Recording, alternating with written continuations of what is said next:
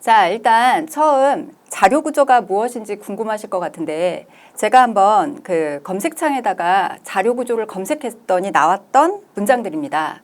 자료 구조는 컴퓨터에서 처리할 자료를 효율적으로 관리하고 구조화시키기 위한 학문. 자, 이렇게 설명이 되어 있는데 자, 무슨 말인지 잘 모르시겠다고요? 네, 그래서 제가 지금 이렇게 그림을 준비해 왔습니다. 왼쪽에 보시는 그림은 제가 제 냉장고를 열었을 때 보이는 모습을 그림으로 표현했습니다. 자, 뭔지 알아보실 수 있으시겠어요? 지금 빨간 거, 노란 거 막 섞여 있는데 뭔지 하나도 모르겠죠. 어디에 뭐가 있는지 하나도 몰라서 제가 그래서 요리를 못하는 모양입니다. 그래서 잘 정리를 했습니다. 같은 종류끼리 특성별로 이렇게 분류하고 구성해서 잘 저장해 놓고 다시 냉장고 문을 열었더니 오른쪽과 같은 모습이 됐습니다. 정리 후의 모습이에요. 자, 보니까 한눈에 딱 봐도 뭔지 아시겠죠? 저 맨 위에 있는 건 계란이고요. 그 아래 저 빨간 것들은 김치고요. 저 마늘도 보이고 오이도 보이고 누가 봐도 이제 뭔지 딱 알겠죠? 자, 이게 바로 자료 구조다. 이런 얘기가 되겠습니다. 그래서 정리를 다 잘 해놓고 나면 자료의 특성도 알 수 있고 그리고 어디에 무엇이 있는지도 잘 알기 때문에 내가 원하는 요리를 하고자 할 때 원하는 재료를 가져다가 얼마든지 효율적으로 빠르게 원하는 형태로 만들 수 있다. 그게 바로 여러분들이 자료 구조를 공부하는 이유라고 할 수가 있겠죠. 자료 구조도 데이터를 여러분들이 이렇게 특성에 맞게 분류를 해서 잘 정리를 했다가 내가 원하는 효율적인 알고리즘을 만들기 위해 적재적소에 그것들을 가져다 쓰면 되니까 같은 맥락이라고 보시면 되겠습니다. 자, 그 다음 알고리즘을 보겠습니다. 알고리즘, 이거는 주어진 문제를 논리적으로 잘 해결하려고 방법과 절차를 명령어로 써서 만들어 놓은 요리법 같은 거다. 이렇게 제가 정리를 해봤습니다.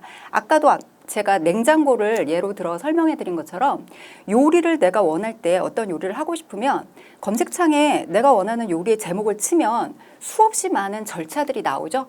레시피라고 하는 그 절차를 보고 그대로 따라하면 내가 원하는 요리를 만들 수가 있습니다. 마찬가지로 알고리즘이라고 하는 것은 어떤 순서를 다 이렇게 만들어 놓은 거기 때문에 그 절차대로 하면 내가 원하는 결과를 얻을 수 있다.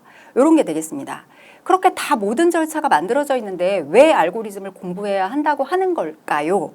네, 주어진 문제에 대한 여러 종류의 절차는 있지만 효율적인 알고리즘을 위해서 그렇기 때문입니다. 자, 그러면 어떤 게 효율적인 알고리즘인지를 우리가 알아야 되겠죠? 네, 그래서 계속 공부를 해보도록 하겠습니다.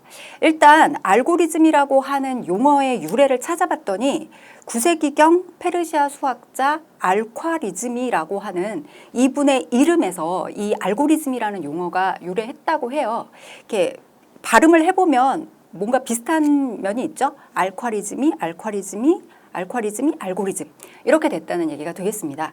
이분 때문에 대수학도 생기고 영의 개념도 생기고 소수점의 개념도 생겼다고 합니다.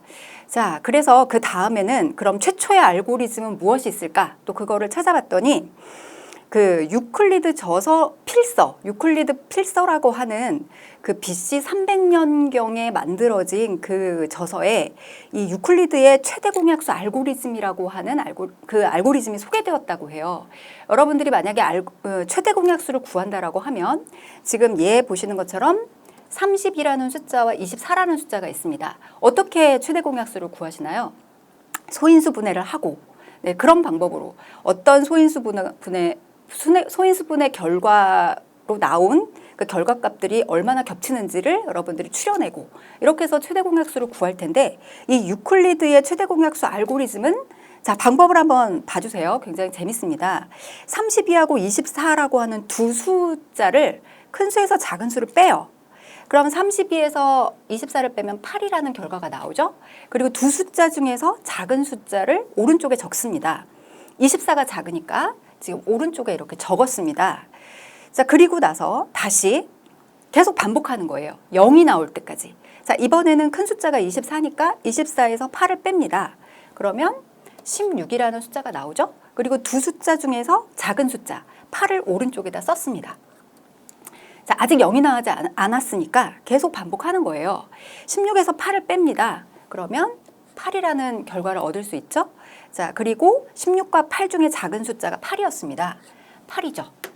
자, 계속 갑니다. 큰 수에서 작은 수를 뺐습니다. 0이 나왔어요. 이렇게 0이 나올 때까지 하라는 거죠. 그리고 8과 8 중에 작은 숫자 8을 이렇게 오른쪽에 적죠. 이렇게 되면 마지막에 0과 함께 남은 수가 최대 공약수다. 이런 결론을 얻을 수 있다는 게 유클리드의 최대 공약수 알고리즘이 되겠습니다. 이것도 어떤 방법과 절차를 순서대로 따라하면 내가 원하는 결과를 얻을 수 있죠. 그래서 BC 300년경에 만들어졌다는 이 유클리드의 최대 공약수 알고리즘이 최초의 알고리즘이다. 이렇게 알려져 있습니다. 자, 알고리즘을 우리가 배우는 이유를 제가 아까 앞에서 설명을 드렸습니다. 효율적인 알고리즘을 만들기 위해서다라고 했는데, 그렇다면 어떻게 해서 효율적인 알고리즘을 내가 구별해낼 수 있겠느냐? 자, 그걸 하기 위해서 알고리즘의 성능 분석을 하게 되는 거죠. 자, 알고리즘의 성능을 분석하기 위해서 필요한 개념이 두 가지가 있습니다. 그 실행 시간과 기억 장소 크기, 이 두 가지 개념을 중요하게 생각해서 우리가 구해볼 수 있어야 하는데, 둘 중에 뭐가 더 중요할까요? 네, 지금 같은 경우에는 기억 장소의 크기는 그렇게 중요하지가 않습니다. 예전에 뭐 메모리가 비쌀 시기에는 저 기억 장소의 크기도 굉장히 중요했겠지만, 지금 같은 경우에는 실행 시간이 더 중요하겠죠. 그래서 실행 시간을 알고리즘 성능 분석을 하기 위한 중요한 개념을 우리가 따집니다. 자, 그 중에서 우리가 시간 복잡도라고 하는 표현을 하는데, 자, 시간 복잡도.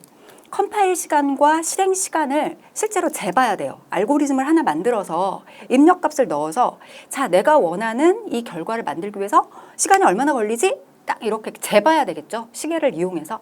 그렇지만 그렇게 시간을 재는 방법은 어떤 컴퓨터를 썼느냐에 따라 다 다른 답이 나오기 때문에